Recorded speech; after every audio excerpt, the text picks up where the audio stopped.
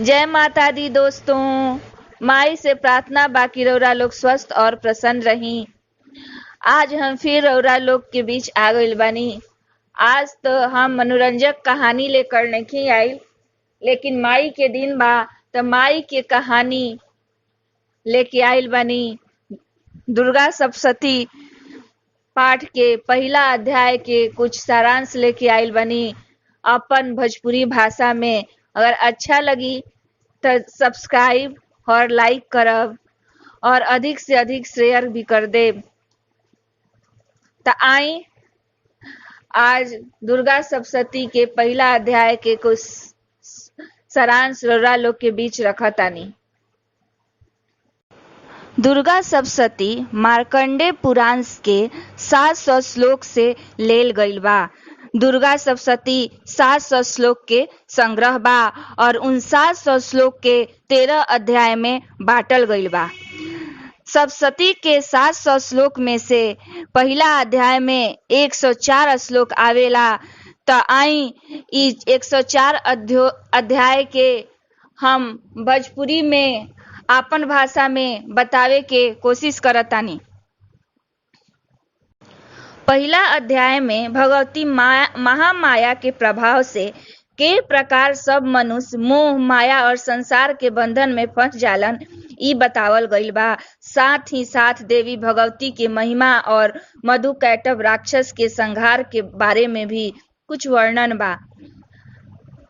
आई हमनी के ध्यान करी जा। भगवान विष्णु के सूझ जाए पर मधु और कैटभ के मारे खातिर कमल जन्मा ब्रह्मा जी जेकर स्तुति करतान उ महाकाली देवी के हमनी के ध्यान करी जा। उ अपन 10 हाथ में खड़ग, चक्र, गदा, बाण, धनुष, परिघ, शूल, भुसुंडी, मस्तक और शंख धारण कइले बाड़ी। उनकन 3 नेत्र बा। उ समस्त अंगों में दिव्य आभूषण विभूषित बा। उनके शरीर कांति नीलमणि के समान बा तथा वो 10 मुख और 10 पैर से युक्त बाड़ी। ओइसन महाचंडी के हमनी के आज नमस्कार करी जा। मार्कंडेय जी कहलन कि सूर्य के पुत्र सावर्णी जो 8वां मनु कहल जालन, उनकर उत्पत्ति के कथा विस्तार पूर्वक कहतानी सुना। सूर्य कुमार महाभाग सवर्णी भगवती महामाया के अनुग्रह से जिस प्रकार मनवंतर के स्वामी भइलन ओकर प्रसंग सुनावतानी। पूर्व काल के बात बा। सूरथ नाम के एक राजा रहन जो चैत वंश में उत्पन्न भई रहन। उनकर समस्त भूमंडल पर अधिकार रहे। उ प्रजा के अपन पुत्र के भांति धर्म पूर्वक पालन करत रहन। फिर भी ओ समय कोला विध्वंसी क्षत्रिय उनकर शत्रु हो गई।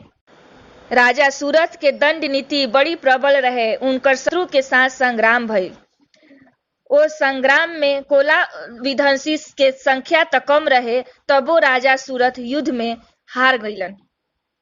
तब उ युद्ध भूमि से आपन नगर के लौट अइलन और केवल आपन देश के राजा होके रहे लगलन। समुचित पृथ्वी पर अब उनकर अधिकार ना रहल, काहे कि अब उ प्रबल शत्रु से महाभाग राजा सूरथ पर आक्रमण कर देले रहे। काहे कि उनकर प्रबल शत्रु राजा सूरथ पर कर देले रहन। राजा के बल क्षीण हो गईल। ऐसे उनकर दुष्ट एवं दुरात्मा मंत्री भी उनकर राजधानी में राजकीय सेना और खजाना हथिया लेलस। सूरथ के प्रभुत्व नष्ट हो गईल। ऐसे उ शिकार के खेले के बहाने घोड़ा पे सवार होके वो अकेले ही घना जंगल में चल गईलन। ओइजा उ मेधा मुनि के आश्रम देखलन, जहाँ कितना लोग हिंसक लोग अपन स्वभाव के हिंसा वृत्ति छोड़ के परम शांत भाव से रहत रहे। मुनि के बहुत से शिष्य ओह वन में शोभा बढ़ावत रहे। उहाँ जाए पर मुनि के आश्रम में राजा के सत्कार भइल। उमनी श्रेष्ठ के आश्रम में राजा सूरत इधर उधर बिरजते कुछ काल तक ओइजा रहलन।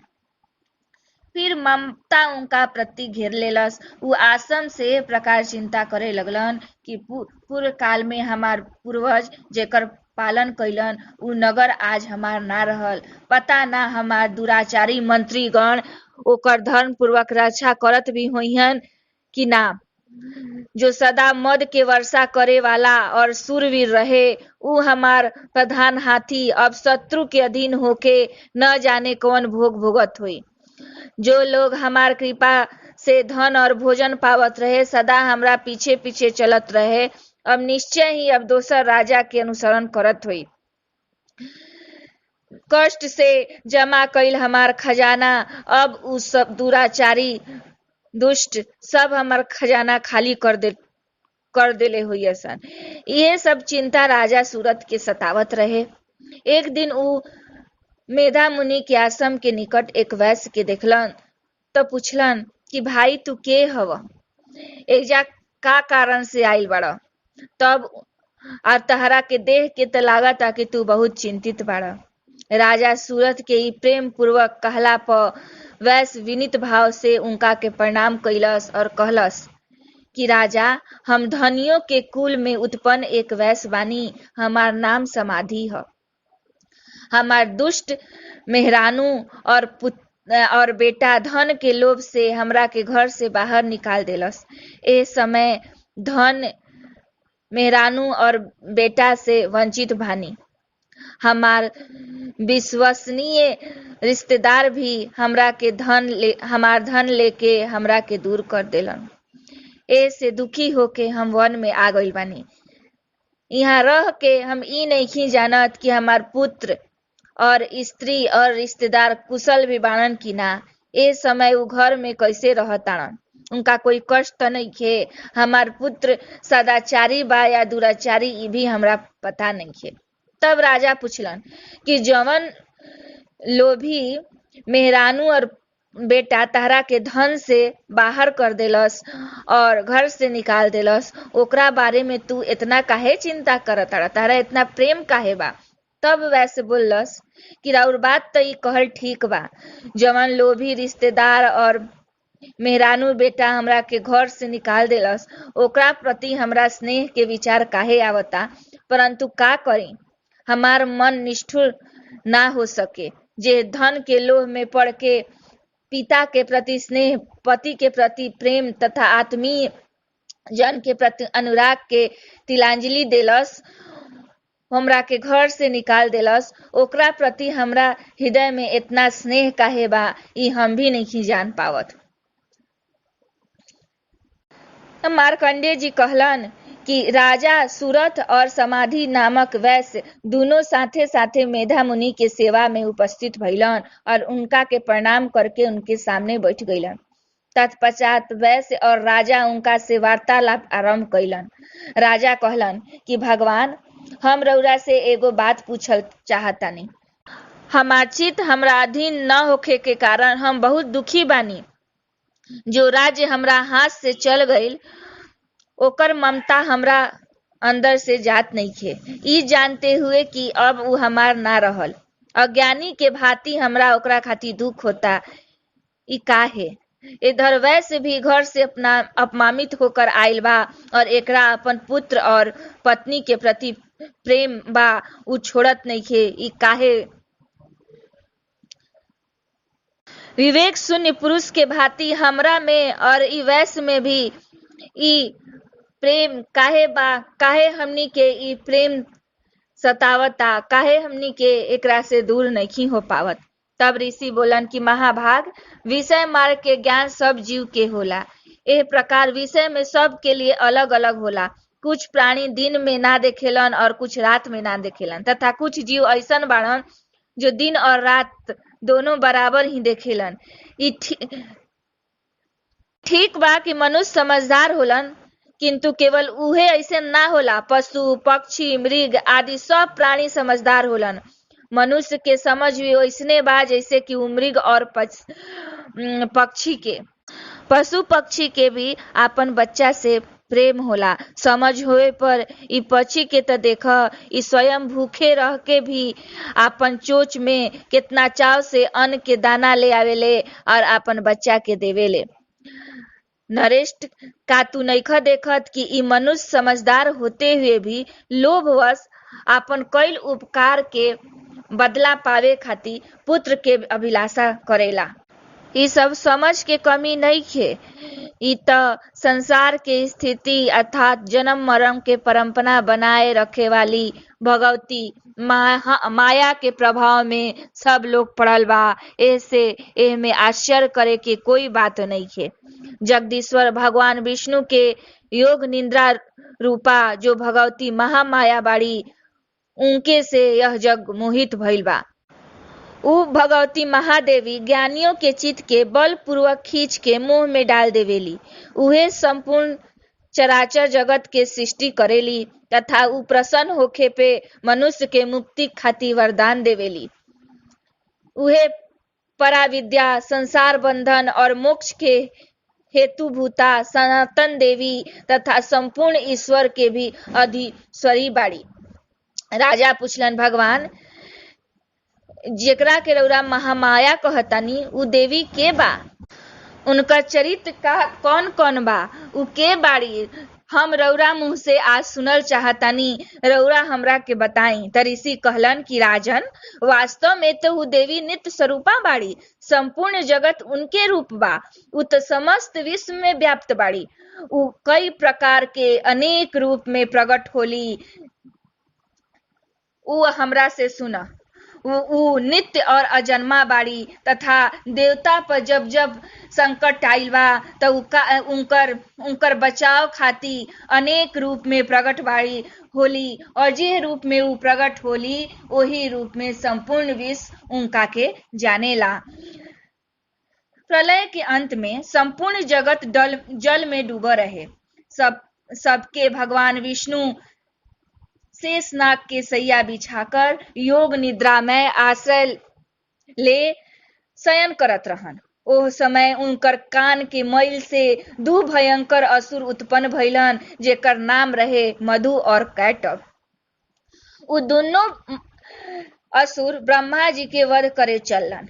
प्रजापति ब्रह्मा जी जब उ दोनों भयानक असुर के अपना पास आयल देखलन त भगवान विष्णु के सुतल देखलन त उ सोचलन कि अब हमरा के बचाई। एकाग्रचित होके ब्रह्मा जी भगवान विष्णु के जगावे खातिर उनकर नेत्र में निवास करे वाली योग निद्रा के स्तुति करे लगलन, जो भगवान विष्णु के सुलैले रही। जवन ये विश्व के अधीश्वरी, जगत के धारण करे वाली, संसार के पालन और संहार करे वाली तथा तेज स्वरूप भगवान विष्णु के अनुपम शक्ति बाड़ी, उ भगवती निद्रा देवी के ब्रह्मा जी स्तुति करे लगलन। ब्रह्मा जी कहलन, देवी तू ही स्वाहा बाड़ू, तू ही स्वधा बाड़ू, तू ही वष्टकार बाड़ू, स्वर भी तू ही बाड़ू, तुम्हारी तहरे स्वरूप बा। तुम्ही जीवन दायिनी सुधा बाड़ू। नित्य अक्षर प्रणव में अकार उकार मकार इन तीन मात्रा में तू ही स्थित बाड़ू। इन तीन मात्रा के अतिरिक्त बिंदु रूपा नित्य अर्ध मात्रा भी तू ही बाड़ू, जेकर विशेष रूप से उच्चारण होला उहे तुम्ही बाड़ू। देवी तू ही संध्या बाड़ू, सावित्री बाड़ू तथा परम जननी बाड़ू। देवी तू ही इस विश्व ब्रह्मांड के धारण करे वाली बाड़ू। तू ही ये जगत के सृष्टि बाड़ू। तू ही एकर पालन करेलू और तू ही कल्प के अंत में सबके आपन ग्रास बना लेवेलू। जगन्मयी देवी, ई जगत के उत्पत्ति के समय तू सृष्टि रूपा बाड़ू, पालन काल में स्थित रूपा बाड़ू तथा कल्पांत के समय संहार रूप भी धारण कर लेवेलू। तू ही महाविद्या, तू ही महामाया, तू ही महामेधा, महास्मृति, मोह रूपा, महादेवी और महासुरी बाड़ू। तू ही तीनों गुण को उत्पन्न करे वाली, सबके प्रकृति बाड़ू। भयंकर काल रात्रि, महारात्रि और मोह रात्रि भी तू ही बाड़ू। तुम्ही ईश्वरी बाड़ू, तुम्ही बोध स्वरूपा बुद्धि बाड़ू, लज्जा पुष्टि दृष्टि शांति और क्षमा भी तू ही बाड़ू। तू ही खड़ग धारिणी, शूला धारिणी, घोर रूपा तथा गदा चक्र शंख और धनुष धारण करने वाली भी तू ही बाड़ू। वाण भुसुंडी और परिघ इभी अस्त तुही तहरे बा। तुम सौम्य और समतर बाड़ू। सौम्य अर्थात विनम्रता, शीतलता, सुशीलता, कोमलता, ये सब तुही बाड़ू। उन सब की अपेक्षा तुम अत्यधिक सुंदर बाड़ू। पर और अपर इन सब से परे रहे वाली परमेश्वरी तू ही बाड़ू। स्वस्वरूपा देवी, कभी भी कहीं भी सत्य असत रूप के जो कुछ वस्तु बा उन सब के शक्ति तू ही बाड़ू। हे यही अवस्था में तहार स्तुति काहे अवस्था में तहार स्तुति का हो सकता। ई जगत के सृष्टि पालन और संहार करे वाली ऊ भगवान जो इस जगत के सृष्टि और पालन के संहार करेलन, उ भगवान के भी तुम निद्रा में अधीन कर लेले बाड़ू। तो तहार स्तुति करे में यहाँ के समर्थ बा। हमरा के भगवान शंकर तथा भगवान विष्णु के तू ही शरीर धारण करेले बाड़ू। अतः तहार स्तुति करे के शक्ति केकरा में बा। तू देवी, तुम तो आपन उदार प्रभाव से ही प्रशंसित बाड़ू। ई जमन दू असुर मधु कैटह बाड़न, इनका के मुंह में डाल द और जगदीश्वर भगवान विष्णु के शीघ्र ही जगा द। साथ ही इनके भीतर ये दोनों असुर के मधु और कैटव के मारे के बुद्धि उत्पन्न कर द। ऋषि कहलन कि राजन, जब ब्रह्मा जी ओजा मधु कैटव के मारे के उद्देश्य से भगवान विष्णु के जगावे गईलन और योग निद्रा महामाया के स्तुति करे लगलन, तब भगवान के नेत्र, मुख, नासिका, बाहु, हृदय और वक्ष स्थल से निकलकर ब्रह्मा जी के दृष्टि के समक्ष खड़ा हो गईलन। योग निद्रा से मुक्त होके जगत के स्वामी भगवान जनार्दन शेषनाग के सैया से जाग उठलन। फिर उ दोनों असुर के देखलन। उ दुरात्मा मधु और कैटव के अत्यंत बलवान तथा पराक्रमी रहे और क्रोध से आंख लाल भई रहे। ब्रह्मा जी के खा जाए के उद्देश्य से उ ओइजा पहुंचा रहे। तब भगवान श्री हरि उठ के उ दोनों के साथ 5000 वर्ष तक केवल बाही युद्ध कैलन। उ दोनों भी अत्यंत बल के कारण उनका से युद्ध करत रहतन। तब महामाया उनका मुंह ओकरा के मुंह में डाल देली और वो भगवान विष्णु से कहे लागल कि हम तहार वीरता से संतुष्ट बानी, तू हमरा से वर मांग। श्री भगवान बोलन, यदि तू हमार वीरता से प्रसन्न बाड़ा तो तू अब हमरे हाथ से मर जा। बस इतना सा ही वर मांगत आड़। हमरा दूसरा कोई वर से का लेवे के बा। ये भगवान विष्णु कहलन। तब उ असुर के आपन भूल मालूम पड़ल और उ देखलस कि सब जगह पानी बा और कहीं भी सूखा स्थान नइखे दिखाई देत। तब उ असुर कहलस कि जहाँ पृथ्वी जल में डूबल ना होखे, जहाँ सूखा स्थान होखे, ओइजे हमार वध कर। ऋषि कहलन, तब तथास्तु कह के शंख, चक्र और गदा धारण करे वाला भगवान विष्णु उन दोनों के मस्तक के आपन जांघ पर रख के चक्र से काट दे। ए प्रकार देवी महामाया ब्रह्मा जी के स्तुति पर प्रकट भइली। तो दोस्तों, आज पहला अध्याय एजे समाप्त होता। कल फिर दूसरा अध्याय के सारांश लेके हम आई। जय माता दी।